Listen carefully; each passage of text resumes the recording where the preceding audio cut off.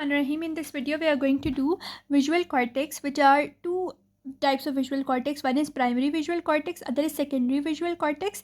But this visual cortex is around the medial aspect of the occipital lobe. And firstly, we can look at it over here. In the above diagram, you can see that this visual cortex is in the occipital cortex, but in the medial aspect of the occipital cortex.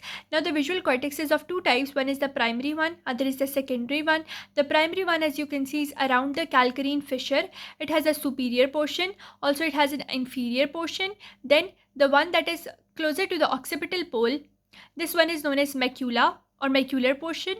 The one that is moving a little bit farther away, it is designated by different degrees, or it is up the peripheral portion. It is designated as 20, 60 and 90. And the one very much close to the occipital pole, it is known as the macular region. And mainly this primary one is around the calcarine fissure. Now in the secondary visual cortex, as you can see, it is anterior to it, it is superior to it, it is inferior to it, and also you can remember it is a little lateral to it. So the secondary visual cortex, it is majorly anterior, superior, inferior, as well as lateral to the primary visual cortex. And the primary visual cortex is mainly around the calcarine fissure, mainly in the macular region, the 20-degree region, 60-degree, 90-degree. From the occipital pole, the region that is closest to the occipital pole is the macular or the fovea centralis region, the region of highest visual acuity, and this region has extreme number of neurons. The number of neurons is very much large, and the visual the retina is very much big, and the macular region and the fovea region is forming a small portion of it, but the representation of this is the maximum, or you can say it is 100 times as compared to the other regions. Let's have a read to it. So, the primary visual cortex is actually in the calcarine fissure area from the occipital pole to the medial aspect of the occipital cortex.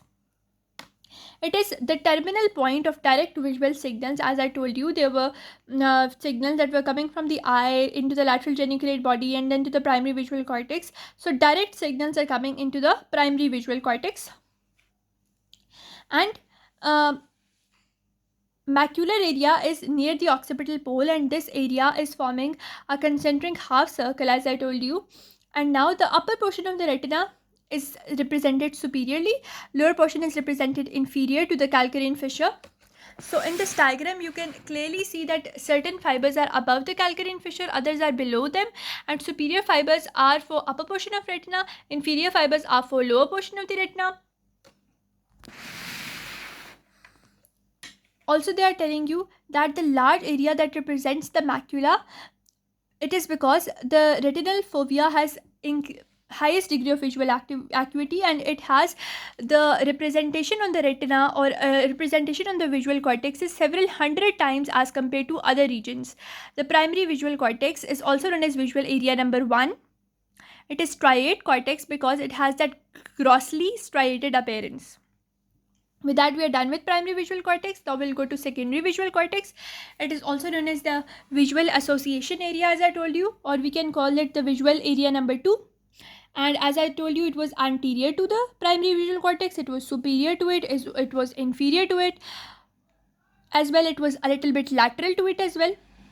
And they are telling you that the fibers, most of the fibers, they fold outward over the lateral surface of the occipital and parietal cortex. The secondary visual cortex, it folds over the occipital cortex as well, and a little bit towards the parietal cortex that is anterior to it. And the primary visual cortex receives the direct signals, and it is for direct interpretation, whereas the secondary visual cortex analyzes the visual signals and it is also analyzing the meaning behind those visual signals. For example, you read the object, you see an object from the primary visual cortex, but you decipher the object through the secondary visual cortex. They are telling you on all sides of the primary visual cortex there is Broadband number 18, which is where virtually all the signal from the primary visual cortex pass next. Therefore, Broadband area 18 is also known as visual area number 2 or V2. Then the other more distant part, they form the visual area 3, 4 and so on. Now those areas that are apart from it that are forming, like this is like the primary visual cortex. In this broadband area 18, then 19, and then so on, they are forming different areas of the visual cortex. That's the secondary visual cortex, but 17 is the primary visual cortex. They are going to, this one is going to analyze the image, but these areas, they are going to interpret the image, they are going to decipher the meaning behind the image, and they are going to analyze the visual detail of the image. So that is how the things take place in the visual cortex. Now they are telling you the primary visual cortex has 6 major layers. Now, as I told you, the fibers that were coming from the lateral geniculate body to the visual cortex, they are known as geniculocalcarine fibers, because genicular word comes from lateral geniculate body, and calcarine because the visual cortex is around the calcarine fissure. So these were geniculocalcarine radiations. They are majorly going to terminate in the layer number 4 of the primary visual cortex. Now here is your primary visual cortex. Like any other cortex, it had 6 layers: 1, 2, 3, 4, 5 and 6. Majorly in the 4th layer we have further subdivisions. We have A, B, C alpha and C beta.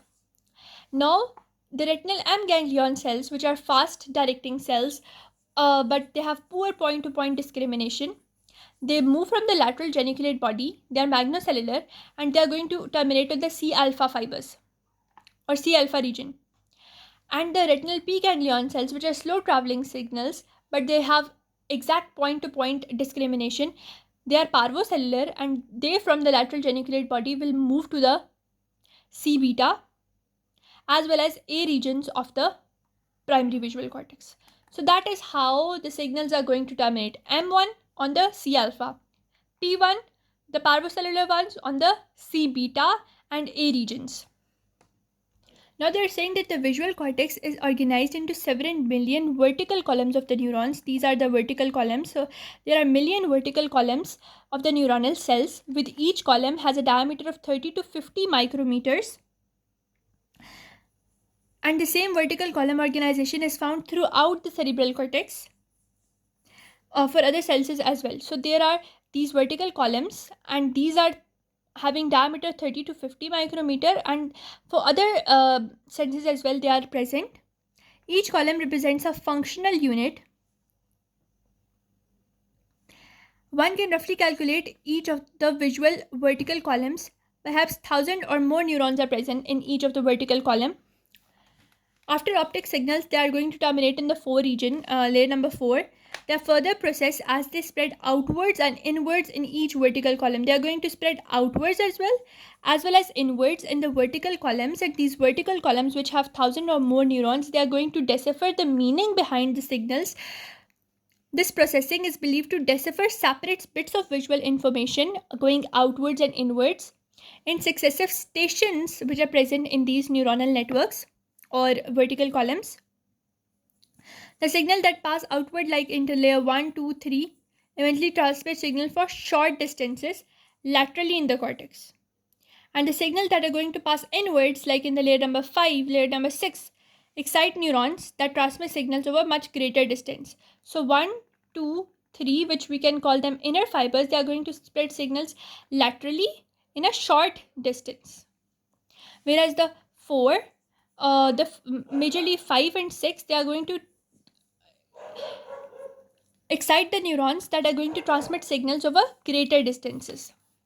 Now we have color blobs in the visual cortex. You can see in the visual cortex there are certain color blobs, and they are present horizontally, whereas this whole cortex has vertical columns.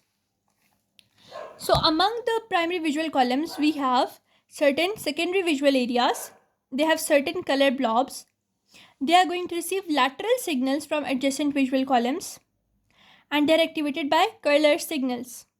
Therefore, these blobs are primary areas for deciphering color. So we are saying that these color blobs, they are located in the primary visual cortex or in the columns, and they are receiving signals laterally from the columns, and they are activated by certain colors. So that is why they are concerned with primary processing of the colors. Now, interaction of the visual signals from two separate eyes. As I told you that in the layer number 4, there were A, B, C alpha, C beta layers. Now, when the signals are going to come from different layers of the lateral geniculate body, because it also has 6 layers, the signals are separate here. The signals, when they are going to come on this region, different signals are going to come on different layer, like P has on the C alpha, C beta layer, as I told you previously, and the M were going on different layers. So now they are activating different layers of the visual cortex, and similarly from the other eye they are going to come on the different regions of the visual cortex. Now what happens is that our eyes, our brain, they are going to analyze whether these signals are coming and activating the same regions of the cortex or not. If they're activating different regions of the cortex, it means that they are not focusing on one particular object. But when if both the eyes are focusing on one object, they are going to activate same regions of the fourth layer or even different layers of the visual cortex. It means that the object is in register and the eyes are focusing on one particular object. But whenever there will be disparity, whenever they are going to activate different regions, it means they are not fixed on the same object, and our eyes have to activate the mechanism to fix the eyes or gaze on that particular object. So this is how we bring things into register or fix both the eyes on the same region. And they are telling you this columns, neuronal columns, they are 0.5 millimeter wide as well. You should remember the width as well. Also, this registering capability, this fixation of the eyes allows us to distinguish the distance of the image from the eye. That distancing thing I have explained further in the chapter videos. You can also see from that. But whenever your eyes are, whenever thing is close to your eyes, it means that they are not going to activate same region, rather they are going to activate a little bit different region. But whenever the thing is far away from the eyes, they are going to activate same region of the retina. So it means that with this mechanism we can also calculate the distance between the image and the eyes by distinguishing the kind of image that they are forming on the retina, whether they are activating same regions of the retina or whether they are activating different region of the retina. And that distinguishing the distance of the object depending on the type of the retinal cells they are activating is known as stereopsis. Now we have two major pathways for analysis of the visual information: the fast position and motion pathway and the accurate color pathway. Analysis of three-dimensional position, the gross form, the motion of the object, how it is done, and how we analyze the visual detail and color, etc. So to analyze the three-dimensional position of the object, the physical form of the object, the motion of the object in a particular scene, what happens is that, this is our brain. It has this frontal cortex, this parietal cortex, this occipital cortex, this temporal cortex. So there are two regions which are activated in the brain. One is the posterior mid-temporal cortex. Other one is the broad occipito-parietal cortex. The occipito-parietal cortex and the posterior mid-temporal cortex, both of them are activated. Now at the anterior border of the parietal cortex, over here, the signals, they are majorly going to synapse with the posterior somatosensory region or posterior somatic association area. That is going to analyze the three-dimensional motion or three-dimensional aspects of somatosensory signals. The signals transmitted in this position, form, motion. Position is three-dimensional position, form is gross form, and motion is the motion of the object, are mainly from the large M optic nerve fibers. And as I told you, the fibers have the capability, they are fast fibers, but they have no point-to-point or poor point-to-point discriminations, transmitting rapid signals, but the color is also black and white and there is poor point-to-point discrimination. So major thing is that the form, the position and the motion signals, they are going to activate the posterior mid-temporal and the broad occipito-parietal cortex. From here the signals are going to activate the anterior parietal cortex and they are going to fuse with the majorly posterior somatic association area, where they will associate with the somatic sensations of the visual images. After associating with the somatic sensations, they are going to detect the form, position, motion of the object. And the way they are receiving the signals from the eyes, they are receiving by the type M ganglion cells or the parvos or the magnocellular cells, which are rapidly conducting, but they are majorly going to detect black and white signals. So now you know the position, now you know the shape, now you know the form of the object. But how are you going to analyze? Now the till here you know black and white type of the object, but how are you going to analyze the visual detail, the color of the object? That is done by the secondary visual areas, majorly the inferior, the ventral, and the medial region, or IVM region. IVM is going to help analyze the color of the object of the occipital and temporal cortex. So the inferior, ventral, and medial region of the occipital and temporal cortex is going to help us analyze the visual detail. This pathway is majorly concerned with recognizing letters, reading, determining the texture of the surfaces, determining the detail of color of the objects, and from all this information they will help us to analyze what type of object it is, then what is the meaning behind the object. For example, this is the pencil. So firstly we are going to detect the whether it is moving or not, whether it has a shape or form, whether it's 3D. That is going to be done by that mid-temporal cortex on all that somatic association area. But now after that, the color of the object, the feel of the object, the use of the object, how are we going to recognize that? That is going to be done by the inferior, ventral, and medial regions of the occipital and the temporal cortex. They are going to help us analyze the visual detail and the color. Visual detail is what sort of object it is, what sort of texture it has, then what sort of color it has. After that, what is the meaning of this pencil? It is used to write or it is used to point at objects. So that is how we are going to use our different portions of the visual cortex to analyze the images. With that, we are done. Now I'll meet you in the next video.